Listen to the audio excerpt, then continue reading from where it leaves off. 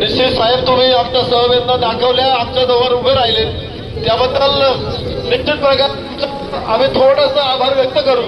पण आज तुमच्या प्रशासनामुळं आम्हाला आम्हाला फक्त एकच सांगा की आमच्या रानातून शेवटचा बिबट्या तुम्ही कधी देणार, त्याचं उत्तर तुमच्याकडे असेल आश्वस्त करा. दुसरी गोष्ट, जर हे जमत नसेल तर पहिली गोष्ट, तो बिबट्याचं संरक्षण काढा, आम्ही आमच्या रानातला बिबट्या काढू. अधिकारी जेवढे आहेत ना त्यांनी इकडे पाहिलं, पावसात मी आतमध्ये धावले, सगळे तिकडं. सर्वप्रथम या ठिकाणी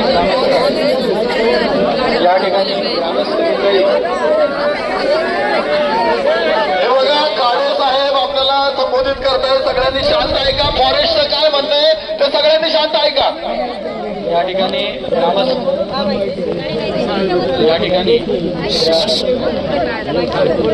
आवाज वाढवा थोडा तिकडे. या ठिकाणी ग्रामस्थ मंडळी आणि लोकप्रतिनिधींनी या ठिकाणी आपल्या भावना व्यक्त केलेल्या आहेत. अतिशय तीव्र भावना आहेत. वनविभाग कायम इथून मागे सोबत होता, आताही सोबत राहील. निश्चितपणे बिबट्यांची वाढती संख्या हे ग्रामस्थांच्या वतीनं आणि वनविभागाच्या कडनं सुद्धा एक मोठा समस्येचा या ठिकाणी झालेला आहे. या ठिकाणी गेल्या मागच्या 5 वर्षाचा जो लोकाजुका होता, ज्या घटना घडल्या त्या आपण पालकमंत्र्यांसमोर या कालच्या मीटिंगला आपण मांडल्या. तर त्या मीटिंगमध्ये सर्व घटनांचा सखोल त्याच्यामध्ये आपण चर्चा करण्यात आली. तर त्याच्यामध्ये प्रमुख विषय आपल्या या 4-5 गावांचा सुद्धा होता. त्यामध्ये बिबट जो आपण इकडे पकडला जातो तो त्या ठिकाणी माणिकडोह निवारा केंद्रामध्ये आपल्याला न्यावा लागतो. तर ते न करता आता आपण इथेच शिरूरमध्ये याच आपल्या जवळपासच्या एरियामध्ये क्षेत्रीय कर्मचाऱ्यांना तशा निर्देश देण्यात आलेले आहेत. तर या ठिकाणी आपल्याला एक नवीन 200 बिबट्यांचा निवारा केंद्र या ठिकाणी स्थापन करण्याचे सुद्धा निर्देश आपल्याला प्राप्त झालेले आहेत. त्या ठिकाणी क्षेत्रीय कर्मचाऱ्यांनी आरएफओ यांनी ती जागा उपलब्ध करून देणे आहे आणि त्याचा तत्काळ काम सुद्धा सुरू करण्याबाबतचे निर्देश या ठिकाणी आहेत. निश्चितपणे हे जे केंद्राचे नियम या ठिकाणी लागू होतात, त्याच्यामुळे आपल्याला बऱ्याचशा वेळेला केंद्र शासनाकडे या ठिकाणी जावं लागतं. परंतु आता माननीय पालकमंत्र्यांनी सुद्धा या ठिकाणी केंद्रीय वनमंत्र्यांशी दूरध्वनीवर संपर्क साधून जे केंद्राकडे जे विषय आहेत त्याची एक सभा लावून ते सभेमध्ये सुद्धा हे जे आपले पेंडिंग विषय आहेत, जसं नसबंदीचा विषय होता तो बऱ्याच दिवसापासून पेंडिंग होता, तो जो विषय पेंडिंग होता तो सुद्धा आता जे WIG आहे wild life institute of India कडनं केंद्र शासनाकडं केंद्र मंत्रालयाकडे आता या ठिकाणी गेलेला आहे आणि पुढच्या आठवड्यात त्याची बैठक होऊन त्याचा सुद्धा फायनल निर्णय आपण त्या ठिकाणी घेत आहोत. निश्चितपणे याच्यामध्ये वन विभागाला आवश्यक साधन सामुग्री या ठिकाणी कमी पडते. बिबट्यांची संख्या जास्त आणि वन विभागाची कर्मचाऱ्यांची संख्या कमी आहे. तर याच्यामध्ये जी इथून मागाची वन विभागाच्या संख्येची निश्चित केली होती ती आपण वन क्षेत्राच्या अनुषंगाने केली होती. परंतु आता यांचं काम 10 पट वाढलेलं आहे आणि बिबट आता शेतामध्ये आहे. तर ती सुद्धा वाढती संख्या सुद्धा वन विभागाला आवश्यक आहे. याचा सुद्धा प्रस्ताव त्या ठिकाणी आपण शासनाकडे सादर केलेला आहे. याच्यामध्ये जे आवश्यक साधन सामुग्री जे आहेत त्या साधन सामुग्री सुद्धा या ठिकाणी आपण शासनाकडे मागणी केलेली आहे. कॉम्पन्सेशनचा जो विषय आहे, ज्या ठिकाणी लोकांना त्रास होतो त्यांना शिरूरला 40-50 किलोमीटर लांब जावं लागतं. तर आपले जे बेस कॅम्प आहे त्या ठिकाणी आपण एक ऑपरेटर आणि त्यामध्ये ती एक सुविधा उपलब्ध करून देणार आहोत, जेणेकरून लोकांना वन परिक्षेत्र अधिकारी शिरूरला जाण्याची गरज भासणार नाही. दुसरी गोष्ट, जे मायक्रो प्लॅनिंग आपल्याला या ठिकाणी करायचे, निश्चितपणे याच्यामध्ये सर्व सन्माननीय सरपंच असतील, लोक पाटील आपले पोलीस पाटील असतील, ग्रामस्थ असतील, ग्रामपंचायत सदस्य असतील, यांना सर्वांना माझी हीच विनंती राहील की वन अधिकारी असतील, कर्मचारी असतील, यांना मदत करा. त्यांची संख्या खूप कमी आहे. तर जर आपण त्याची मायक्रो प्लॅनिंग जर ग्रामस्तरावरती केली आणि या ग्रामस्तरावरती बिबट कुठे कुठे आहे याचं जर आपण पेपरवरती मायक्रो प्लॅनिंग केली तर निश्चितपणे वन विभागाला सुद्धा पुढे आपली कारवाई करायला सोपं जाईल. याच्यामध्ये जे सध्या जे वनक्षेत्र आहे ते वनक्षेत्रामध्ये सध्या झाडोरा आणि गवताळ प्रदेश राहिलेला नाहीये, तर त्याचे सुद्धा नियोजन करून या 2-4 महिन्यामध्ये आपण आता त्याचं नियोजन त्या ठिकाणी केलेलं आहे आणि त्या ठिकाणी आपण गवताळ प्रदेश आणि झाडोरा त्या ठिकाणी निर्माण करणार आहोत आणि त्याचा जो हरवलेला अधिवास आहे, जो मूळ आपला जो उद्देश आहे तो बिबट्याचा हरवलेला अधिवास आहे, तो अधिवास जर आपण या ठिकाणी तयार करू शकलो तर निश्चितपणे बिबट आपल्या मूळ अधिवासामध्ये परत जाईल आणि आपल्याला आपल्या शेतामध्ये मोकळा श्वास घेता येईल. तर निश्चितपणे मी या ठिकाणी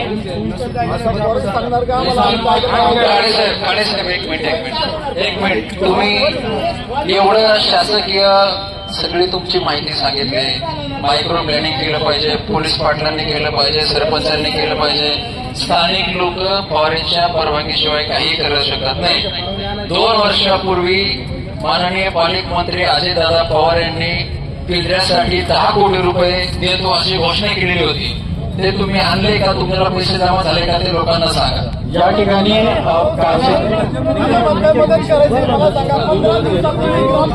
एक विषय 2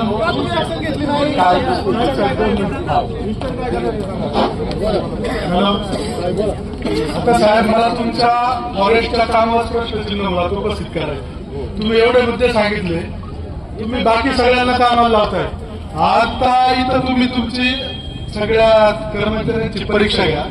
तुम्ही मेन अधिकारी पावसात दिसतात आणि ग्राउंड लेवलला जे काम करतात ना, तुम्ही जर पावसात दिसतात तर ते कुठं पाहिजे? 2 मिनिटं ऐका. ग्राउंड लेवलला ही अशी कामं चालतात. त्या दिवशी जर यांनी बरं का तुमचा ठराव होता 22 तारखेला पत्र देऊन कोणते अधिकारी कारवाई त्याच्यात जर काही चुकीचं असेल समोर घ्या. तुम्ही 3 अधिकारी मेन सगळे पावसात समोर घ्या. साहेब ग्राउंड लेवलला तुमचं काम नीट नाही. या ठिकाणी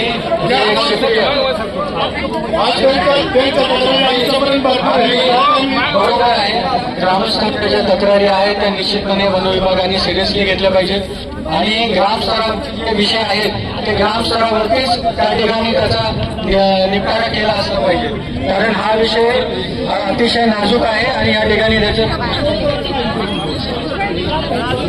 साहेब 2 मिनिटं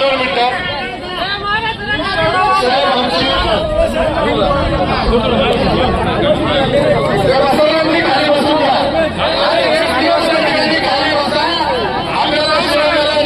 आपल्याला बिलकुल व्हायचंय. ही वेळ आता गेली तर याच्यानंतर परत आपण कधीच ही गोष्ट साध्य करू शकणार नाही.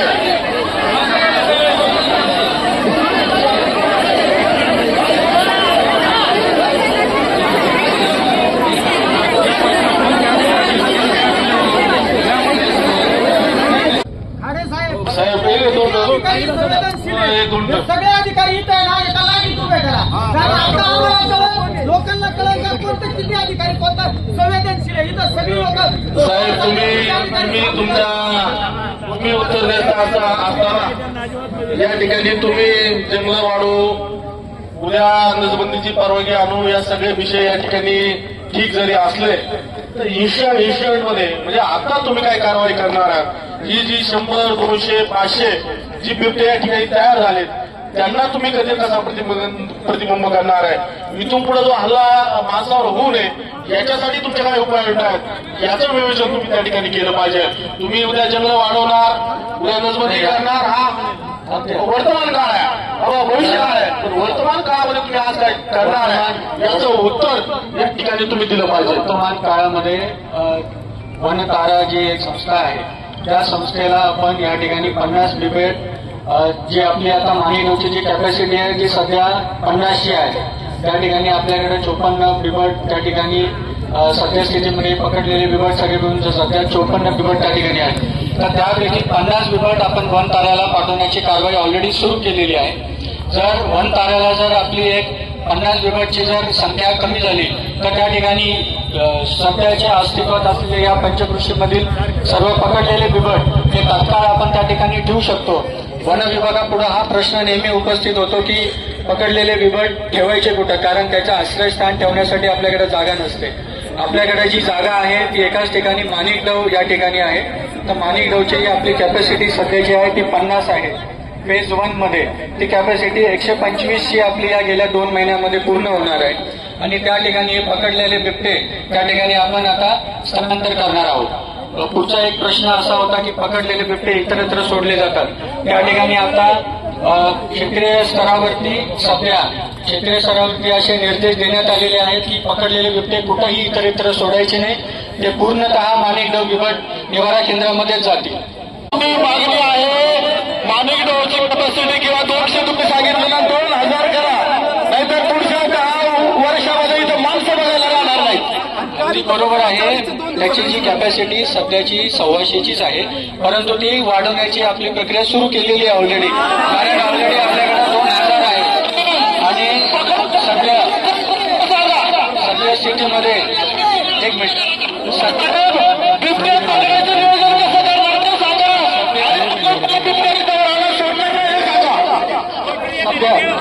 सध्या स्थितीमध्ये जे पिंजरे त्या ठिकाणी लावण्यात आले होते पिंपरखेडमध्ये ते कुठेही कमी करण्यात येऊ नये अशी या ठिकाणी RFO निकांत गव्हाणे यांना मी या ठिकाणी निर्देशित करतो. आणि पूर्णपणे आता सध्या किती लावलेले आहेत आता सध्या या ठिकाणी 2 शिवण्याचे वडील आहेत शैलेशराव. तुम्ही सगळ्यांनी सांगितलं पिंपरखेडमध्ये 10 पिंजरे लावले. त्यांचं असं म्हणणं आहे की फॉरेस्ट अधिकारी खोटं बोलतात, फक्त 6 पिंजरे लावले. खुलासा करा खाण्याचा. इथंच नाही आम्हाला पिंजरे पाहिजे. तू आपल्या गावाला नाही तर बिबट आहे तर 3 पिंजरे तिथं लगेच लावले पाहिजे. ऐकून गेलं का सर्व? तर मी बोलणार आहे नाही तर मी बोलणार नाही. आपलं काय झालंय दुखणं झालं माहितीला नरवता लक्ष्मी दिला. वन्यजीव प्राणी संरक्षण कायदा म्हणजे वनात शिकार करायचं नाही हे बंद आहे. अरे पुन्हा ही शिवण्य होऊ नये याच्यासाठी काय उपाय आहे? ही यंत्रणा 1000पेक्षा 5 वर्षे तुम्ही भरली आणि शासनाचा आता 9 लाख कोटी रुपये पेटलाय. उद्या 18 लाख कोटी आपल्यावर काय होणार आहे? ही वन खातं चढत राहणार आहे. वन खातं मध्ये करायचं खातं आहे. आमदार साहेब तुम्ही विचारलं शिवाय फोन द्यायची नाही. हे बघा विधानसभेत प्रस्ताव गेला केंद्र सरकार करू शकताय. माझा विषय आहे बाजूला कुठू नका. विरोधी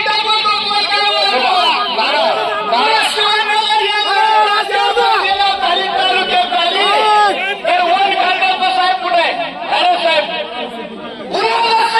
तालुक्यात जिल्ह्यात झाली तर वन खात्याचे कार्यालय दिवसा पेटवायला सुरुवात करणार आहे. मला बोलायचं फक्त दिशाभूल करायची ठरवलेली आहे. प्रत्येक मुलामध्ये 4 मिळले पाहिजे. 4 तुम्ही ताबडतोब उद्या बसून या भागांचा बंदोबस्त करा. 54 आणि 50 साठी आकडा देतात आणि 100 पर्यंत आम्ही पकडू, 50 पकडू, 40 पकडू, 500 भागांचं करायचं आहे. ताबडतोब प्रत्येक मुलामध्ये 4-4, 5-5 पिंजरे ठेवा आणि प्रत्यक्ष त्या पिंजऱ्यामध्ये त्यांना पक्ष तुम्ही ठेवा. सगळे प्रबोल मॅडम प्रबोल आपण सगळे प्रबोल यासाठी जमलेलो आहे. एक शिवण्या गेली दुसरी शिवण्या जाऊ नये याच्यासाठी आपण त्या ठिकाणी सगळे जमलेलो आहे. आणि याच्यामध्ये उद्या तुमची नसबंदी तुमचं फॉरेस्ट बिरेट हे सगळा पुढचा विषय आहे. आजच्या घडीला ज्या बिबट्यांचा वावर या ठिकाणी वाढलाय तो वाढलेला वावर बंदोबस्त करून त्यांना इथून हलवलं हा त्याच्यावरचा सगळ्यात मोठा पर्याय आजच्या आज घडीला आहे. आणि त्याच्यासाठी साहेब या ठिकाणी पिंजऱ्याची संख्या वाढवणं त्या ठिकाणी गरजेचं आहे. पिंजऱ्यांची संख्या वाढवल्यानंतर जे भक्ष्य लागतं ते भक्ष्य तुम्ही ठेवलं त्या ठिकाणी गरजेचं आहे. भक्ष्य ठेवल्यानंतर जो बिबट्या तुम्ही या ठिकाणी पकडणार आहे ती तुमची 125ची कॅपॅसिटी आहे, ती 100ची कॅपॅसिटी आम्हाला काय घेणार नाही, त्याचा तुम्ही कसा बंदोबस्त करायचा तो करा. पण इथं जी बिबट्याची संख्या आहे त्या बिबट्याची संख्या शून्यावर कशी येईल याचा फक्त तुम्ही त्यासाठी तुम्ही काय करणार आहे याचं उत्तर फक्त तुम्ही या ठिकाणी द्या. ऐका साहेब, हल्लाग्रस्त कुटुंब, ग्रामस्थ आणि जे काही इथं उपस्थित सर्वांनी तुमच्या पुढे जे प्रश्न उपस्थित केले, आता प्रश्नांची संख्या जेवढी झाली मुळात ती तुमच्या डोक्यात राहिली का नाही हाच प्रश्न. तुम्हाला मी सांगतो, परवाच्या दिवसापासून म्हणजे आज किती तारीख आहे, 16 तारीख, 20 तारखेपासून मी याच ठिकाणी पंचतळ्यावरतीच उपोषण करणार आहे आणि आता मात्र उठणार नाही, हे लक्षात ठेवा. आज तुम्हाला हजून विनंती आहे साहेब, प्रफुल्लजी 10 ज्या मागण्या आहेत, प्रत्येक माणसाला जर एका माणसाला जर त्या ठिकाणी एका माणसाचा बळी गेला तर 1 कोटी रुपये द्यायला पाहिजे, ही या ठिकाणी पहिली प्रथम मागणी आमची आहे.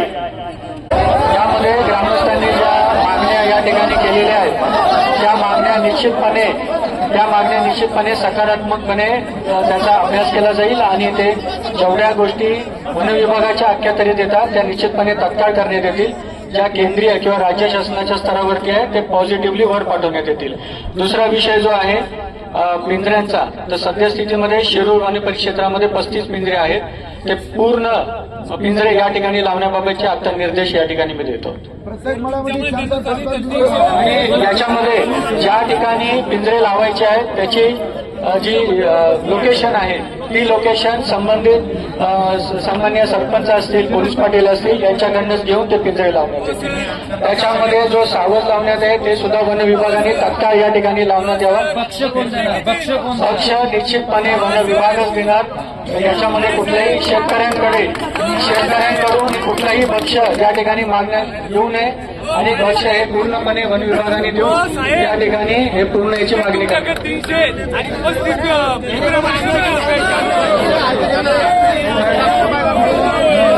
ज्यावेळेस तुम्ही जुन्नरची घटना घडली होती त्या टायमाला सांगितलं होतं का आम्ही रातोरात त्याला मारण्याची परमिशन आणू आणि त्याला मारू, तर तुम्ही हे 2 बिबटे पकडून गेले, याचं काय करणार हे सांगा.